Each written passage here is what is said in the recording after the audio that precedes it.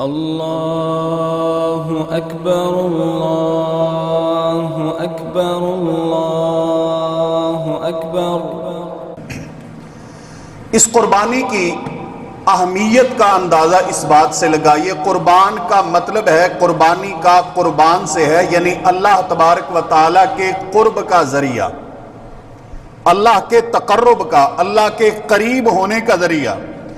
انسان کا ہر وہ عمل جو پروردگار کو راضی کرنے کے لیے ہے وہ قربانی ہے۔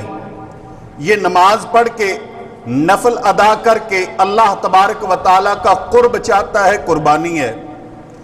یہ روزے رکھ کے اپنے اللہ کو راضی کرنا چاہتا ہے، پروردگار کے قریب ہونا چاہتا ہے، قربانی ہے۔ یہ اپنے مال کو خرچ کر کے اللہ کی رضا میں اللہ تعالیٰ کا قرب چاہتا ہے تو قربانی ہے۔ یہ اپنی جان کا نذرانہ میدان جہاد میں پیش کر کے، جام شہادت نوش کر کے اللہ کو راضی کرنا چاہتا ہے، یہ بھی اللہ کی راہ میں قربانی ہے۔ لیکن اصطلاحی طور پر ہمارے عرف میں، یا ہم جسے قربانی سمجھتے ہیں کہ ذوالحجہ کی 10 تاریخ کو یا ایام تشریق میں اپنے جانوروں کا خون بہا کر اپنے پروردگار کو راضی کریں، تو میرے بھائیو یاد رکھیں، اس کا بھی جو تصور ہے، جب سے یہ دنیا معرض وجود میں آئی، جب سے اللہ تعالیٰ نے انبیاء اور رسول کا سلسلہ جاری کیا، تو قربانی کا تصور بھی اسی وقت سے موجود ہے۔ اگر آپ جناب آدم علیہ السلام کی حیات، جناب آدم علیہ السلام کی تاریخ، اس کا آپ تذکرہ کریں تو قربانی آپ کو وہاں پر بھی نظر آئے گی۔ اللہ تعالیٰ نے ارشاد فرمایا کہ وَاتْلُ عَلَيْهِمْ نَبَأَ ابْنَيْ آدَمَ بِالْحَقِّ اِذْ قَرَّبَا قُرْبَانًا فَتُقُبِّلَ مِنْ أَحَدِهِمَا وَلَمْ يُتَقَبَّلْ مِنَ الْآخَرِ، کہ آدم علیہ السلام کے 2 بیٹوں کا تذکرہ کریں۔ جب ان 2 بیٹوں نے اللہ تبارک و تعالیٰ کو راضی کرنے کے لیے قربانی کی، ایک کی قربانی کو میرے رب نے قبول کر لیا، دوسرے کی قربانی ٹھکرا دی گئی، قبول نہ ہوئی۔ اب جس کی قربانی قبول نہیں ہوئی وہ حسد میں، پریشانی میں، الجھاؤ میں کہنے لگا اپنے بھائی کو کہ لَأَقْتُلَنَّكَ، اللہ نے تیری قربانی کو قبول کیا، میری قربانی رد ہو گئی ہے، میں تجھے قتل کروں گا، زندہ نہیں چھوڑوں گا، میری قربانی قبول کیوں نہ ہوئی؟ تو یاد رکھیں، حضرت آدم علیہ السلام کے اس نیک صالح متقی بیٹے نے جواب دیا کہ اے میرے بھائی یاد رکھ کہ اللہ تبارک و تعالی کا یہ ضابطہ ہے، یہ قانون ہے، انما یتقبل اللہ من المتقین، اللہ تعالیٰ ان لوگوں کی قربانیاں قبول کرتا ہے جن کے دلوں میں تقوی ہوتا ہے، اللہ کا ڈر، اللہ کا خوف، اللہ کو راضی کرنا مقصود ہو، ان لوگوں کی قربانی کو اللہ تعالیٰ قبول کرتا ہے۔ اور جو اپنے رب کو راضی نہیں کرنا چاہتے، اپنے رب کو منانا نہیں چاہتے، اپنے رب کو دھوکہ دینا چاہتے ہیں، اپنے پروردگار کے نافرمان لوگ ہیں، جو کسی اور کو دکھانے کے لیے ملاوٹ کرتے ہوئے قربانی کرتے ہیں، اللہ کی راہ میں خرچ کرتے ہیں، وہ لوگ جن کے مال میں، جن کی دولت میں رزق حلال نہیں ہوتا، جو اللہ سے ڈرتے نہیں ہیں، ان کی قربانی کو میرا اللہ قبول نہیں کرتا۔ میرے اللہ کا یہ ضابطہ ہے، انما یتقبل اللہ من المتقین، کہ بندہ اللہ سے ڈرنے والا ہو، میرا پروردگار اس کی قربانی کو قبول کرتا ہے۔ اور اللہ تبارک و تعالیٰ کو جو مطلوب ہے وہ انسان کا تقوی ہے۔ تو میرے بھائیوں، یہ وہ قربانی ہے جس کا تصور حضرت آدم علیہ السلام کی شریعت میں بھی موجود ہے۔ پھر چلتے چلاتے یہی تصور اور یہ قربانی، پھر اس کو شہرت، چرچا جو سب سے زیادہ ملا ہے وہ تب ملا جب اللہ کے ایک برگزیدہ پیغمبر نے اپنے بیٹے کی گردن پہ چھری چلا کر اللہ کا حکم تسلیم کر کے اپنی محبوب اور قربان پیاری چیز کو اللہ کی راہ میں قربان کرنے سے دریغ نہ کیا تو اللہ تبارک و تعالی نے اس قربانی کو امر کر دیا، جاری کر دیا، اور قیامت کی دیواروں تک محمد مصطفیٰ صلی اللہ علیہ وسلم کی امت پر نافذ کر دیا۔ یہ وہ قربانی ہے۔ اللہ تبارک و تعالی نے قرآن کریم میں کئی مقامات پہ اس قربانی کا ذکر کیا ہے کہ میرے بھائیوں دیکھیں، وہ اولاد جس کو لینے کے لیے، وہ اولاد جس کی محبت میں انسان اپنا امن، اپنا سکون، اپنا گھر، اپنا وطن، اپنا بہت کچھ قربان کر کے اس اولاد کے لیے سکون، راحت اور اچھا مستقبل تلاش کرتا ہے، پھر خصوصاً دیکھیں اس بندے کو اپنی اولاد سے کتنی محبت ہوگی کہ جس کو اللہ تبارک و تعالی 80 سال کے بعد اولاد سے نوازے، عطا کرے، وہ اپنی اولاد سے کتنا پیار کرتا ہوگا، کتنی محبت کرتا ہوگا۔ اور قرآن یہ کہتا ہے فَلَمَّا بَلَغَ مَعَهُ السَّعْيَ کہ جب حضرت اسماعیل علیہ السلام حضرت ابراہیم علیہ السلام کے ساتھ کچھ کوشش، کوئی تگ و دو، کوئی گھریلو معاملات اور ضروریات ان میں ہاتھ بٹانے لگے، اس کا مطلب یہ ہوا کہ حضرت ابراہیم کو جناب اسماعیل اتنے پیارے تھے کہ کئی معاملات میں، مصروفیات میں جناب ابراہیم کے ساتھ رہا کرتے تھے حضرت اسماعیل علیہ السلام۔ تو ایک رات حضرت ابراہیم علیہ السلام کو خواب آیا، اور وہی خواب اپنے بیٹے سے ذکر کیا کہ اے میرے بیٹے، انی ارا فی المنام انی اذبحک فانظر ماذا تری، اے میرے بیٹے مجھے یہ بتاؤ کہ آج کی رات میں نے خواب دیکھا ہے اور میں خواب میں تمہاری گردن پہ چھری چلا رہا ہوں، تمہاری کیا رائے ہے؟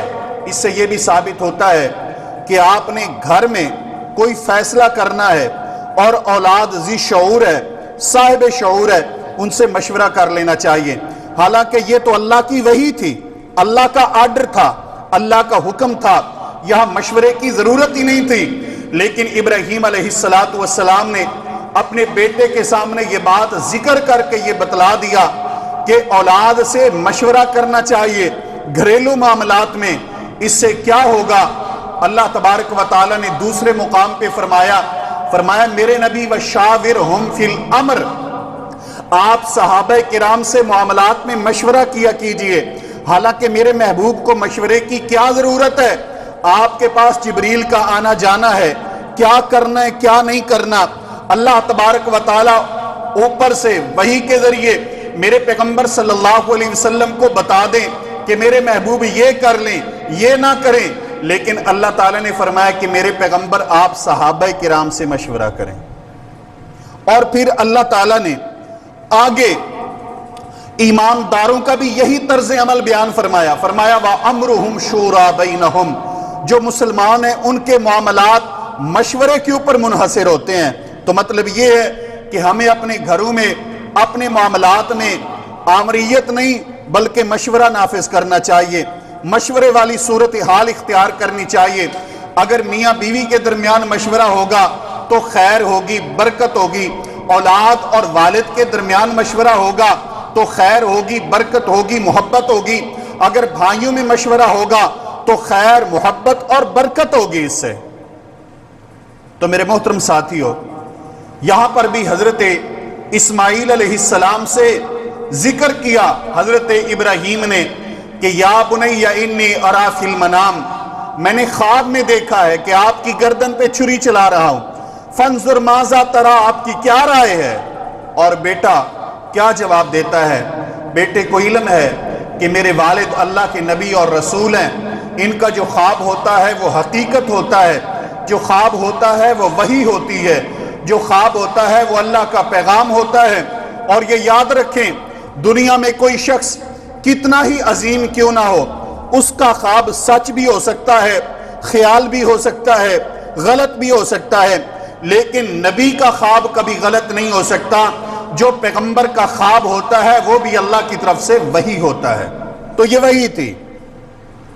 تو حضرت اسماعیل فرماتے ہیں کہ قالا یا ابت فعل ما تؤمر ستجدنی انشاء اللہ من الصابرین، اے میرے والد گرامی، آپ کو جو اللہ نے آرڈر دیا ہے، حکم دیا ہے، آپ پورا کریں۔ افعل ما تؤمر، کیا مطلب؟ جو آپ کو حکم دیا گیا، اس کا مطلب ہے بیٹے کو یہ علم تھا کہ میرے بابا کو جو خواب آیا ہے وہ وحی ہے، اللہ کا امر ہے، اللہ کا حکم ہے، اور میں صبر کروں گا۔ تو میرے محترم بھائیوں، اس کی تفصیل انشاءاللہ آپ جانتے بھی ہیں مزید کسی موقع پر، لیکن میں یہاں پر جو بات عرض کرنا چاہتا ہوں کہ یہ اتنا اہم فریضہ ہے اور اتنی اہم یہ سنت ہے، اتنی اہم یہ ادا ہے کہ اللہ تبارک و تعالی نے اس کے لیے ایک پیغمبر کی قربانی مانگی، ایک نبی کی قربانی مانگی، اور نبی سے قربانی مانگی، اور دو اللہ کے برگزیدہ انبیاء کرام نے اس پہ عمل کر کے اپنے آپ کو جھکا کے اللہ کا مطیع و فرما بردار کر کے اس سنت کو جاری کیا، تابندہ کیا، قیامت تک زندہ کیا۔ اس لیے امام کائنات صلی اللہ علیہ وآلہ وسلم نے فرمایا، اے میری امت کے لوگوں، سنت ابیکم ابراہیم، یہ جو قربانی ہے تمہارے باپ ابراہیم علیہ السلام کی سنت ہے، ان کی سنت ہے یہ قربانی۔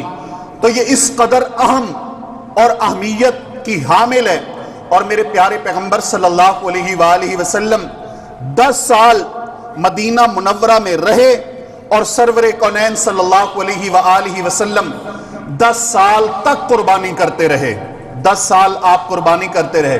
سال بعد یہ اللہ تبارک و تعالیٰ کی رضا میں ایک جانور کی قربانی ہوتی ہے۔